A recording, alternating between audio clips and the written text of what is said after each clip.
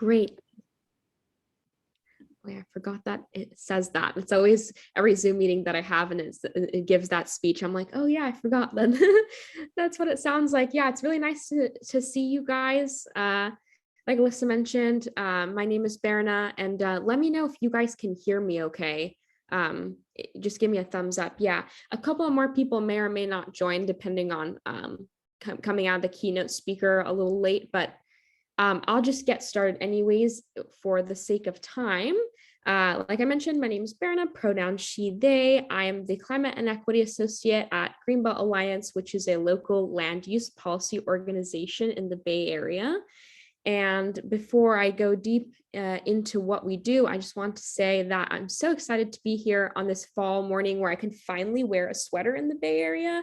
It blew my mind that it got cold yesterday and I pulled out all my sweaters from underneath my bed, and now I have a cup of tea and I lit my pumpkin candles. So I'm getting in the fall mood. It's very exciting. And let's see. Okay, cool. Sorry, I'm having screen issues. So what do we do at Greenbelt Alliance? So Greenbelt Alliance mission is to educate, advocate, and collaborate to ensure that the Bay Area's lands and communities are resilient to a changing climate. And in our near 60-year history of being an organization, what we've traditionally done is focus on the conservation of natural lands, these open spaces in the Bay Area that have so many benefits to our communities, where we can go, for picnics or hiking and just enjoy the open areas and make sure that those areas are not lost to sprawl development. But, with the climate crisis and all the climate risks that come with it, we've changed our mission to focus a lot more on the climate hazards that will impact our communities and how we can use nature to make our communities more resilient. As a result of the advocacy that we've done, almost 3.3 million acres of the Bay Area's 9 counties are now protected as open spaces. But like I mentioned, just because those areas are protected doesn't necessarily mean that they're being stewarded correctly, that we're really getting all of the benefit and use from that land to make sure that it helps us protect our communities. And one very interesting statistic is that in these open spaces, they generally tend to be like not in our cities, but in the outside of our counties, right? Where we usually go on hikes and walks. A lot of those places, the neighborhoods that are right next to it, those suburban areas next to these open spaces, have a really high fire risk. And in California alone, 11.2 million people are living in this area right next to big open space called the wildlife urban interface. And I'll explain a little bit more about, what that means and why it's relevant. But generally, when you live in these open spaces and very close to them, you have a higher exposure to fire risk. And now our fire cycles are so often because of, partly because of our mismanagement of resources, and partially because of, the summers getting hotter and the temperature getting more and more extreme. All of these places are threatened by fire. So I wanted to describe that term wildlife urban interface because in climate policy, especially talking about wildfire, you might come upon it, and that just means that people are living closer to open space that has a chance of burning. And what we really should do is plan for the future and make sure that we take into account these increases in wildfire and other climate risks. The Bay Area is a very special place because we do have, so much different like nature, trees, access to different resources. We have the Bay, but that also means that we have overlapping climate risks, which some places are not going to experience as much as we will. So unfortunately, in the Bay Area, things like wildfire, flooding, and drought will all happen kind of overlapping in our timeline. And so when we want to plan for the future and mitigating some of these environmental risks, we want to make sure that we consider what's the relationship between all of these risks and how do they interact with each other. And this is something that we focus on at Greenbelt Alliance. And specifically, my job is to understand how those different risks interplay and what is their influence on the most vulnerable communities, those frontline communities that are going to be disproportionately affected because they don't have the resources to deal with many risks. And another wild statistic is that $17.9 billion of residential and commercial buildings are threatened to be by sea level rise in California by 2050. And that's a big issue for the Bay Area as well, because we have the Bay water. And so at Greenbelt Alliance, we really want to make sure, like I mentioned, that we plan for these multiple risks and center the voices of people that are going to be the most impacted by it. We want to provide policies and resources that help our communities recover quickly from wildfires, floods, and droughts by using the power of nature. And what I mean by the power of nature is that certain lands in the Bay Area, open spaces, depending on their ecology or what type of plants are there and what the nature looks like, they already have innate climate benefits that do this awesome job for us. For example, there are these lands, these marshes near the bay and near rivers. They're called riparian ecosystems. And when it gets very, very hot in the summer and we might have an extreme heat event, these plants actually absorb the surface level heat and make our cities cooler. They also have certain root systems that absorb water when we might have flooding events. And so there are many places in the Bay Area with plants and other pieces of nature that do an awesome job at providing us with climate benefits. And in the climate policy sphere, we call those the nature-based solutions, or how can we use nature to fight climate change? And so one thing we focus on at Greenbelt is to make sure that those areas who naturally have great climate functions continue to do that. And we don't use that open space to, build buildings where it's unsafe, and we let nature do its job. And instead, we really focus on building houses. Oh, did I miss a slide? Sorry. Maybe. Oh, okay. Sorry. Never mind. Oh no, how do I go back? My bad. Oh, again, I guess not. Well, sorry, I thought I had another housing slide in here. We really focus on building houses in places where it's close to infrastructure, jobs, transit, and we call that smart development and climate smart development. So when you build houses in these open areas that are outside of city centers, more people end up driving and commuting to work because they live on the outskirts where they're not close to their job or they're not close to public transport. And the issue with that is that, you're increasing emissions by driving, let's just say, some people I know commute from like Modesto to San Francisco. Why? Because the San Francisco housing market is very expensive. We don't have enough housing for the people that want to come move to our region and work here and live here. So people have to live in cheaper places on the outskirts. But often those places are, there's a higher chance that they'll have a climate risk like wildfire, and they're or having more GHG emissions because they're driving and commuting to work. So at Greenbelt, we really believe that we should build housing in places that, really need it, because climate justice and housing justice are the same. They're interlinked. Everyone deserves a safe home to have that's resilient to climate change, that's near good jobs, near public transport, that has lower emissions. And so we straddle the line between thinking about where in the Bay Area can we protect natural lands that have a great job, they do their thing, they're helping us fight the climate crisis, and we can leave them be and even restore the habitats of different, plants and animals. And where in our cities should we build like infill housing in places, build higher, build more apartment buildings, allow for more low-income housing, all of those great things that in and of itself, larger apartments actually conserve water because they have more efficiency of water use, and they'll help us in the future with our risks. So that was a lot of information. I just wanted to explain a little bit more what we do at my organization before I get into how you can advocate for some of these policies. And since we don't have a lot of folks on the call, if you have any questions, feel free to unmute yourself, but we'll also have some time for questions later. But if there's anything I can clarify, let me know.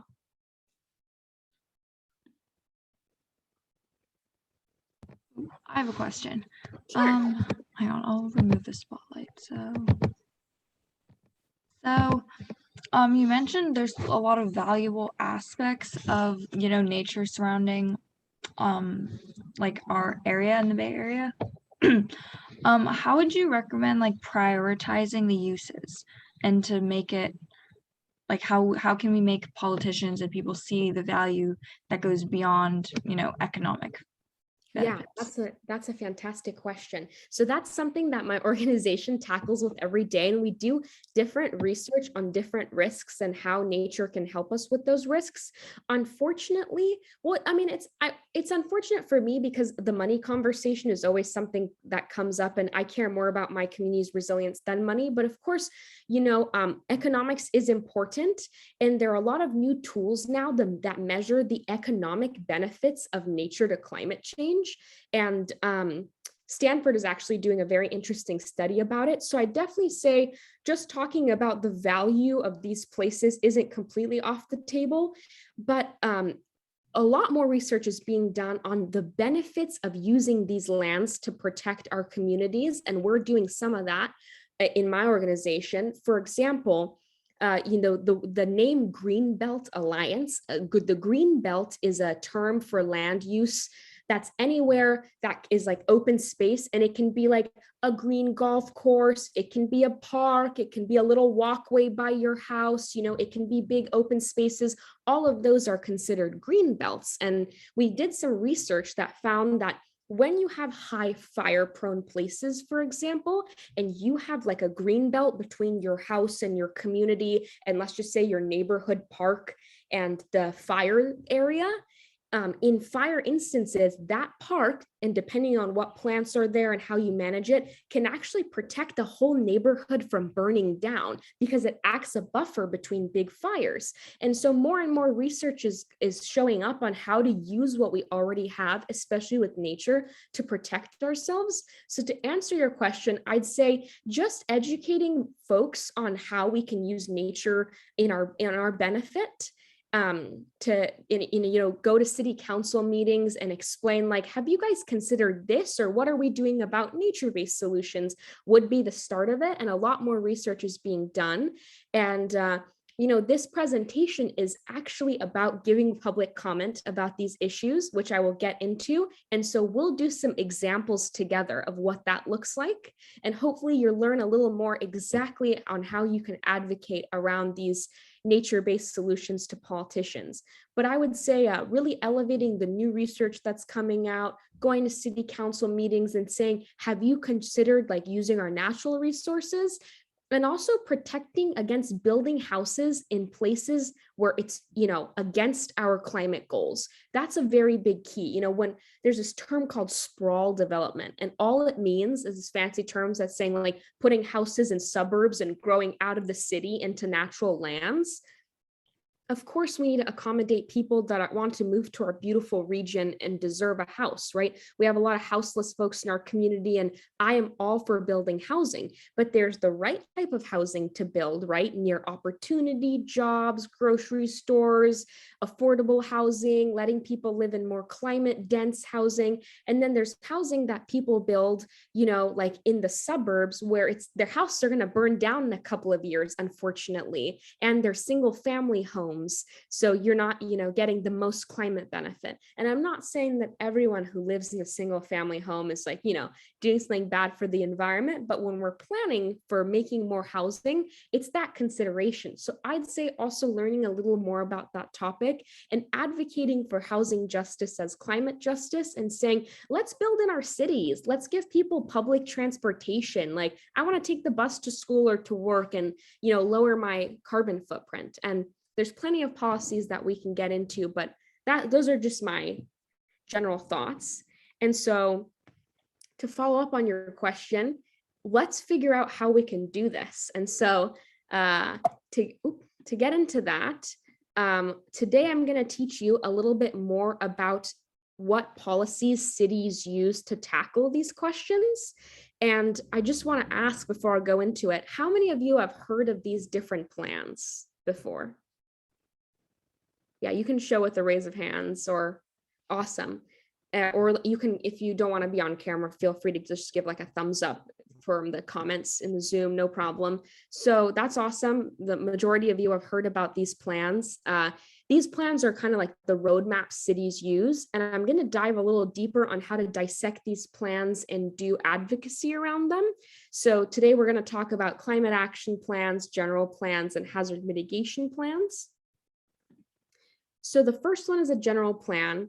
I won't go super in detail since it seems like many of you know some about it, but feel free to ask any questions. So every city in California and every city in the country, honestly, has a general plan, because what a general plan is, it's just like a blueprint describing like the policies of the city, where to build houses, where to develop resources, and all cities in California have to have one by law.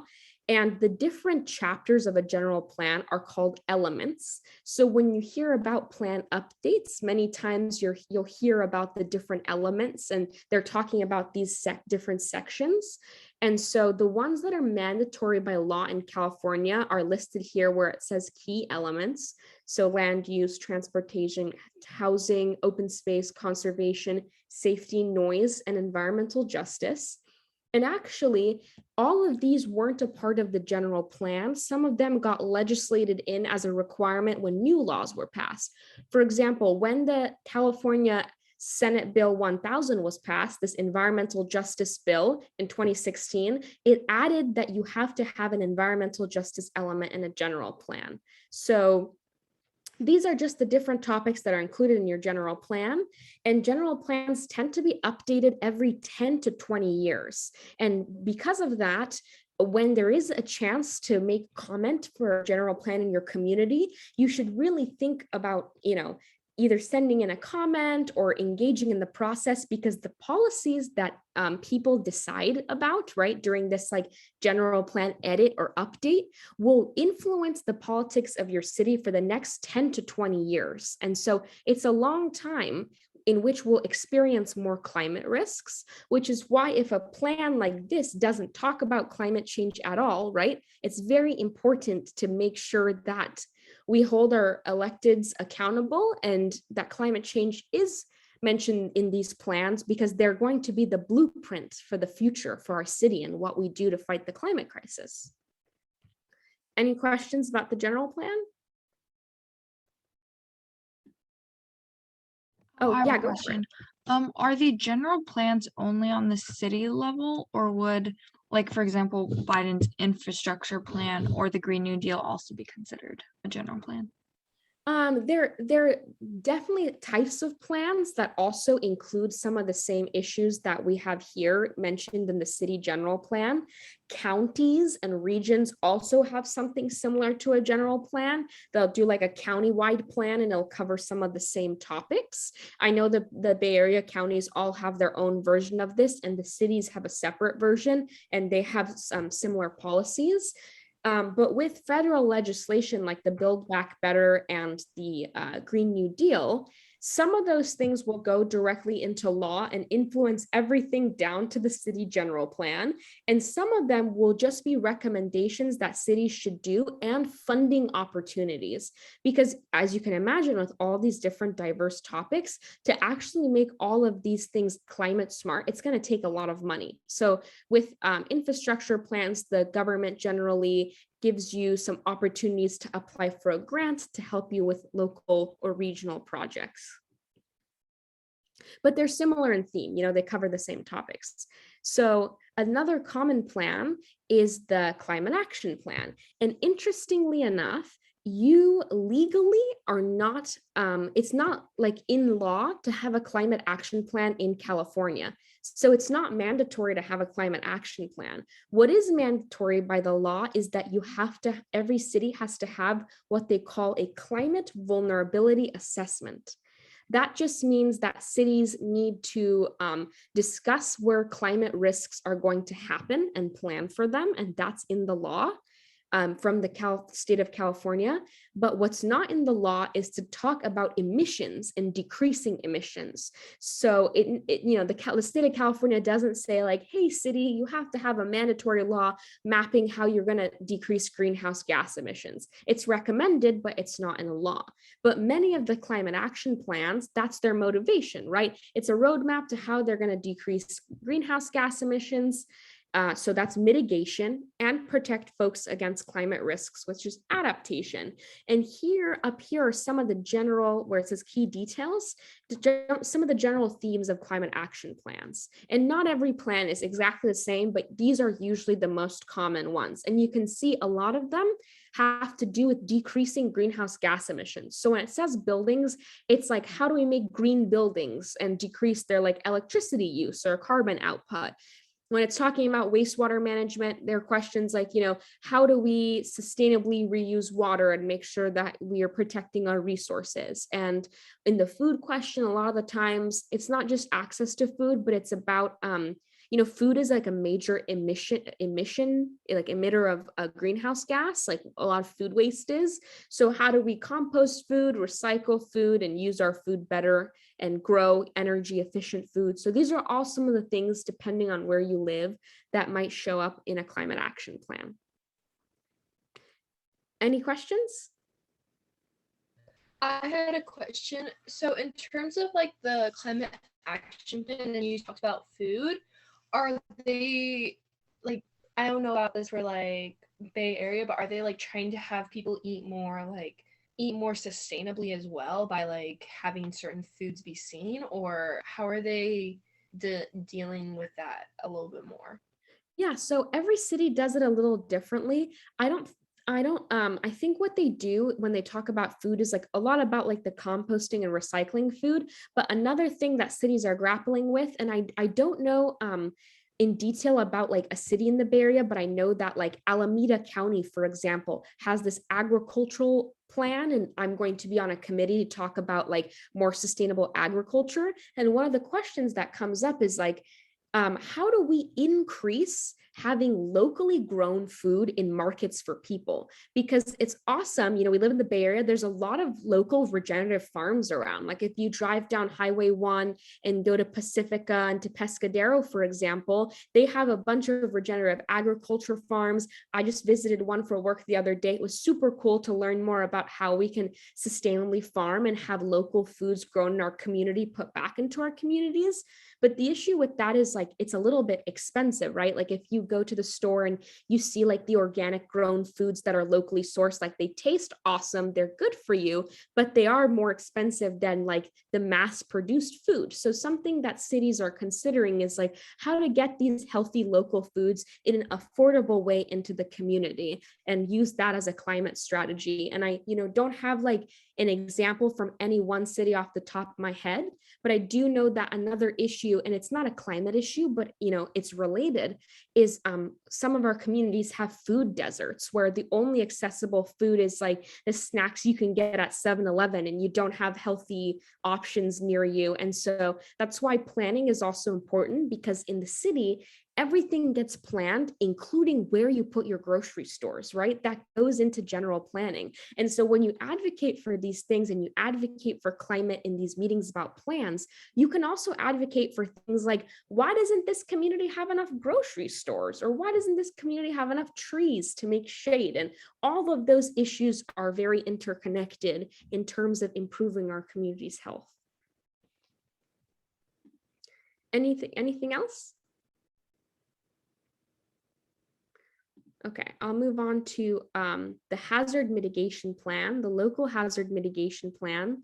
These are designed to reduce the level of personal and property injury when certain hazards happen. And a lot of the times they talk about natural disasters, but interestingly enough, when we talk about different hazards, we also talk about public health, such as epidemics or pandemics. So every city by federal law has to have hazard planning, which FEMA directs. It's a law from the 2000s from the Federal Emergency Management association or administration, the FEMA, which is the one that goes when, there's like a flood or a hurricane, you might see people mentioning FEMA. That's the branch of the federal government that deals with hazards. It's federal law that cities and regions have to consider different hazards. And so commonly the ones that are mentioned in these plans are the ones mentioned on the right. So flooding, drought, earthquakes, flooding from storms, public health issues, severe weather, tsunamis, wildfire, and other climate change hazards. And so with the law saying that cities have to consider this, right? The federal law, they have to have like hazard mitigation plans. It can be a section of the general plan, or it can be its own separate plan. So some cities in California and in the Bay Area might consider climate hazards and other hazards as a chapter in their general plan. Some might have a completely different like plan on their website that talks about climate hazards and environmental hazards, or like earthquakes, fire, whatever, right? So when you're Googling these things, don't get like, you might get confused. Like there's 3 or 4 different plans. They kind of all talk about the same thing. Why isn't it uniform? That's because the law says you have to consider it, but it doesn't tell you specifically that it needs to be in a plan. Though most cities, it's more simple to do it that way. Any question about hazard mitigation plans?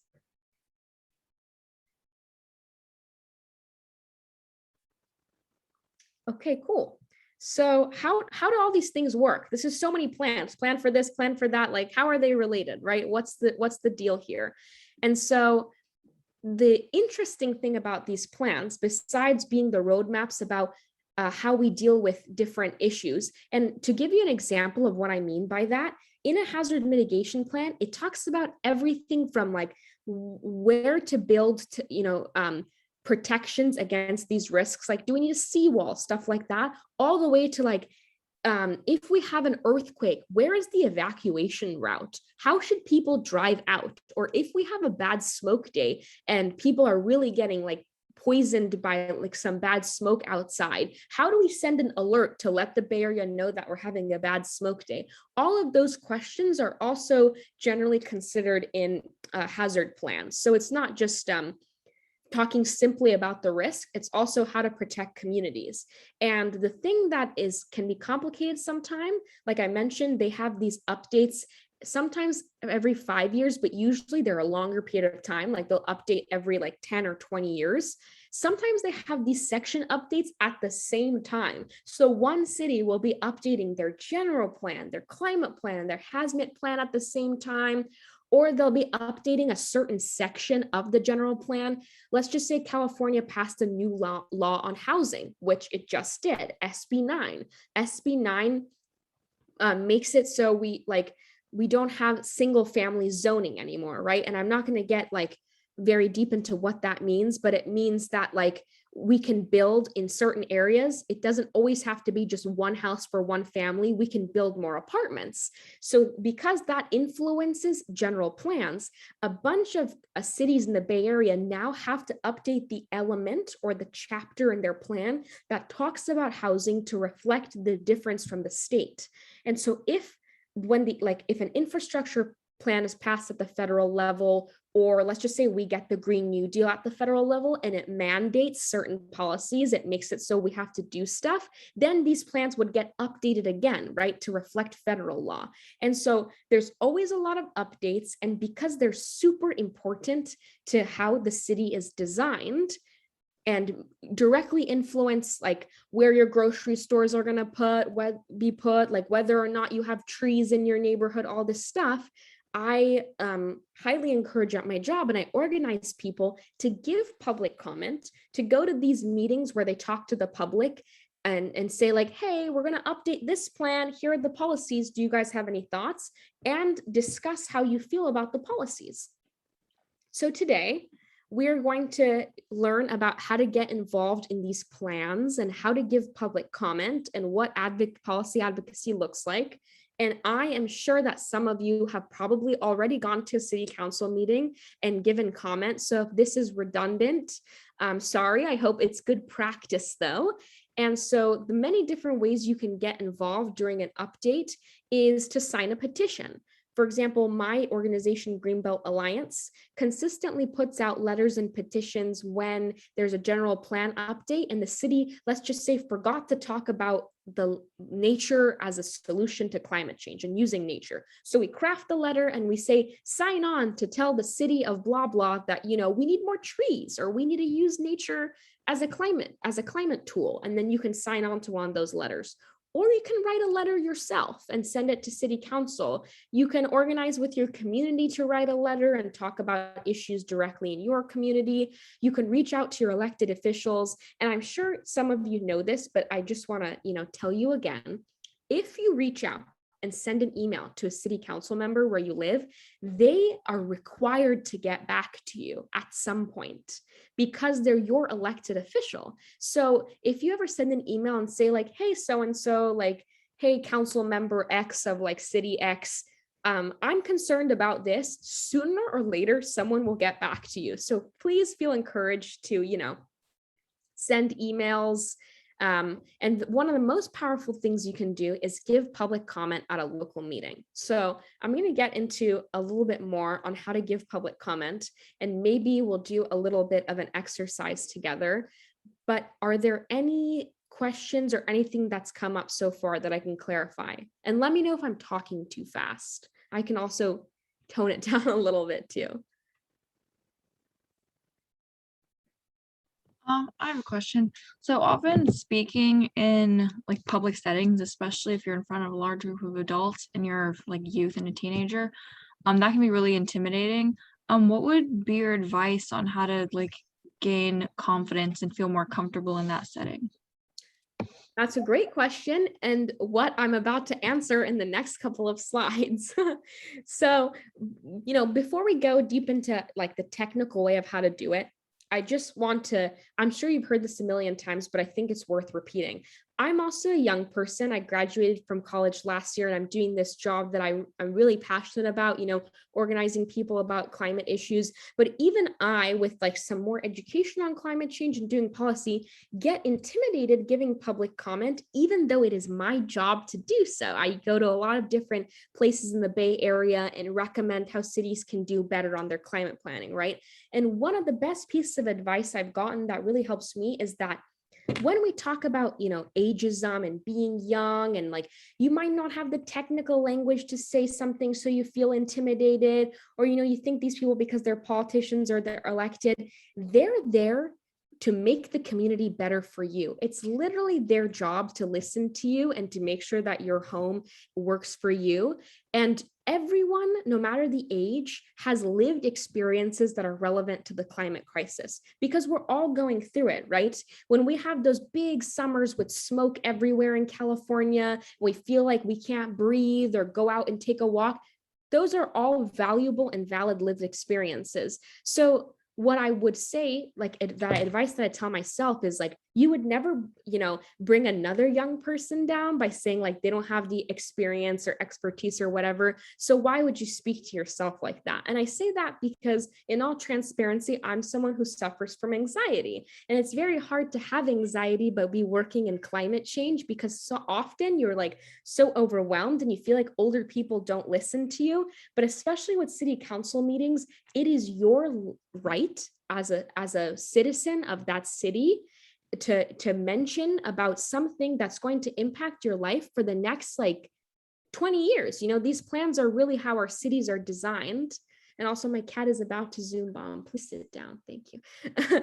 And so that's like my fancy way of saying, just go for it. It's your right. They have to take into consideration what you're saying. And if you're worried about the technical content, there's so many resources out there that can help you like simplify a policy so you can say it out loud. If you don't like have a lot of like the nitty-gritty planning language, let's just say, and you don't know how to say something in a more technical way, there are plenty of resources out there that you can use to craft your public comment. And I'm going to get to that. In fact, I'm going to share some resources with you. But first, how do you give a public comment? So the most important thing, I've just put like the simple things on this slide. Introduce yourself, let the people know where you're from. If you have an organization, like you guys just attended the Bay Area Youth Climate Summit, you could say that. You could be like, I'm with the Bay Area Youth Climate Summit. Like I'm a youth who participated in the climate summit. Here's, where I'm from. You can even mention your neighborhood sometimes, because depending on whether you're going to the city or county, you might have a city council member that specifically represents your section or neighborhood of the city.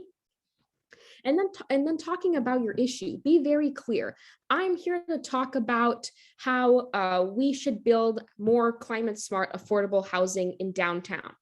And then tell your story. I find that a lot of the times people feel more compelled to listen to me when I'm younger if I talk about the direct impact. So a lot of the times I talk about how both my parents have health issues that are exacerbated by poor air quality, but we don't have the resources always to protect ourselves from the poor air quality like some other folks might. And then also make your case. For every like story you tell about yourself, it's also powerful to give a number or two. A very interesting article came out the other day saying that heat-related deaths are undercounted in California. So a lot of people have died from how hot it's been in the summer from climate change, but the California is not very good at measuring those numbers. So a lot more people who have died from that or have experienced like a climate-related health problem, that's being undercounted when it's actually a larger issue in our community. So if I'm giving public comment about how I want like more trees to be planted, for example, to make my community cooler, and have more shade, I can mention the statistic. Do you know that like heat-related deaths are really undercounted? And this research came out, and I've personally experienced it because my family doesn't have anywhere to hang out in the summer when we have no AC inside, it's 100 degrees, and we have no trees to sit under to cool off, right? That's like a general vague example, and I'll get to a better example. And be specific about your ask. And this is where it's a little complicated because you want to have like an actionable item. So say like, will you commit to planting 100 trees in every community that has the highest temperature in the summer, right? That's a direct ask.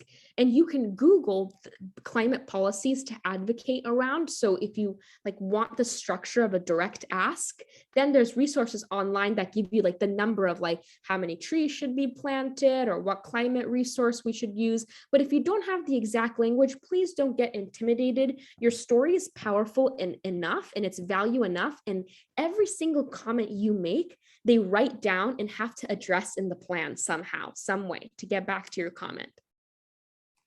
So some more tips for public comment. One thing that's intimidating to me is that public comment is usually 30 seconds to 1 minute long. And when you're telling this story about yourself, about your issue, about the numbers and the policy, it can be really hard to put all of that in 30 seconds to a minute. So I highly recommend writing your public comment down and, going through the checklist saying like, did I cover everything, practicing a couple of times, and then usually now we do a lot of city council meetings are on Zoom, but some of them are in person. And don't expect a response. Even if you give an awesome public comment with a good recommendation, this like city council has to listen to a lot of people and they can't immediately respond and say like, okay, we'll do it for sure. Don't be intimidated. It's not that they're not gonna use your idea. It's just the structure of meetings. They just say, okay, thank you for your comment. Like, we'll consider it, or thanks for your time. Next. And then they go on to the next person. Sometimes you're like, did they even hear me? I said all this stuff about my life and about climate change. And, they responded like that. That's just like a professionalism thing and the structure of meetings. It happens. And I would recommend, if you feel like at that moment you got nervous and you didn't say something correctly, just send that same comment by email to your city council. They'll write it down somewhere. And Another very important thing to do is to listen to other folks in meetings. And the reason why I say this is that someone might be advocating about a similar issue as you. And it becomes very powerful in a call when you go after someone who's also like, said a similar thing as you and say like, just like my predecessor said, or you heard another time in the call, like we all care about this issue, because oftentimes, especially about climate change, there's multiple people on the call or in the meeting who care, and giving them a shout out or coming in numbers is very powerful. But on the flip side, there might be folks that say things where you're just like holding your head, right? You're like, how do these people not know how big of an issue this is? Or you hear something really against your personal beliefs or politics. Just be respectful. Don't signal your feelings that you're upset or anything like that. Just listen carefully and know that, when we advocate to make our communities more climate safe, right, and to make our region more resilient, we're doing it for everyone, even people who might not necessarily agree with us. Because at the end of the day, climate change doesn't pick and choose who it likes or who it dislikes. We're all going to experience risks, and we might as well advocate for our entire community resilience. So the workshop aspect of this call is to do a quick practice on how to give public comment. And I'm just checking the time here. With this number of people, we definitely have the opportunity to do this practice. If you feel uncomfortable, that's totally fine. No need, to contribute, but I really just wanted to open the floor to do a little bit of an exercise on how we can design public comment and get to know each other a little bit better. So I've designed this scenario. The city of X, the city of blah, blah, wherever you're from, right, is updating their general plan. And in the plan, they talked about all the elements, but they didn't talk very deeply about its climate consequences. So about climate change mitigation or adaptation.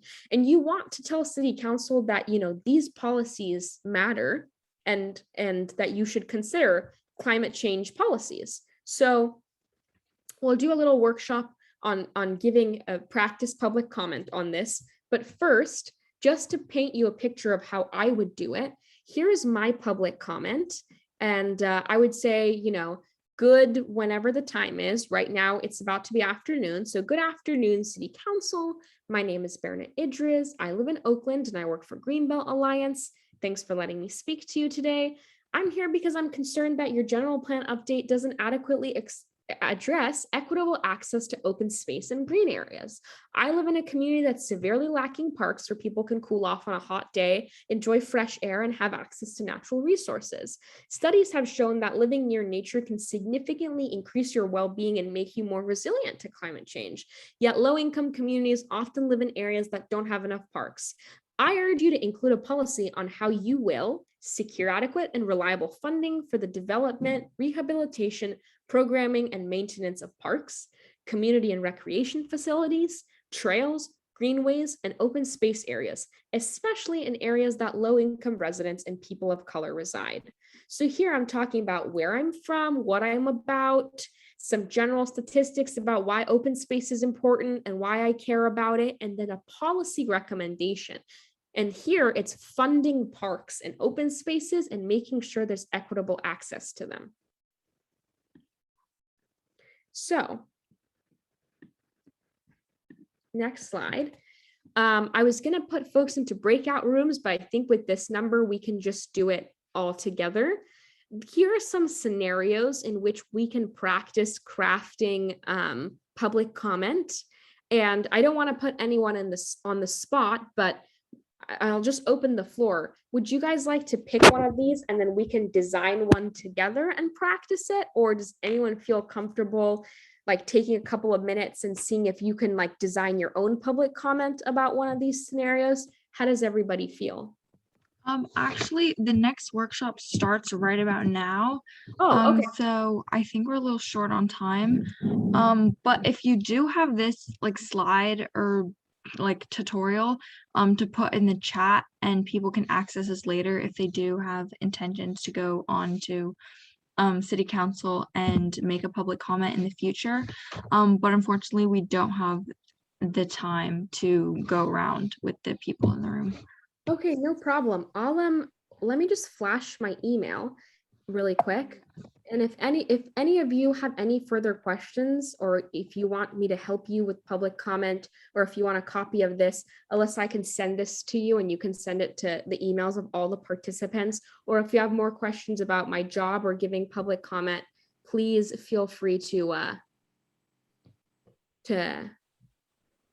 email me. Sorry, I just saw the messages says sharing screen, so I didn't see your messages. Yeah, that's my email. Good luck with the rest of the summit. I hope this was not too much information all at once, and please feel free to email me if you have any questions. All right, thank you everyone for coming, and you guys can all go to the next lunch activities if you signed up for some. Great. Thank you. Bye. I did have a question though, more for like personal use. So I would be really interested in like going to city council and speaking. But I was wondering like how that would work. Like, do you just walk in and talk, or do you need to sign up? Like, Yeah, we didn't get to that. That was like sorry, I totally got lost with the time. But if you just Google like the name of your city and like general plan meeting, or just like you've just Google like for example, City of Oakland, like public meetings, there a website comes up for wherever you live with like a list of all the public meetings and the topic. Almost every city has this, and then there you can just like put your name in and get the Zoom link. Or if it's in person, you literally don't have to do anything. You just show up in person. Sometimes they want you to put like a note with your name before the meeting. So if you Google and you see it says like there's going to be the next meeting to talk about climate action happening in like a week, right? And it's going to be in person. Sometimes they want you, if you intend to give public comment, to just put like sign up and say like, I intend to give public comment. So they have a list of speakers, but usually you can just show up. But right now, because everything is happening in Zoom, you just put your name in on the website and Google where you're from. Like, this is how I find information also about general plan updates. And that's about it. You just Google it, see when the open meeting is, sign up, and then they have like a section where it says like, will you give public comment? okay, cool. Thank you so much. I'll definitely look into that because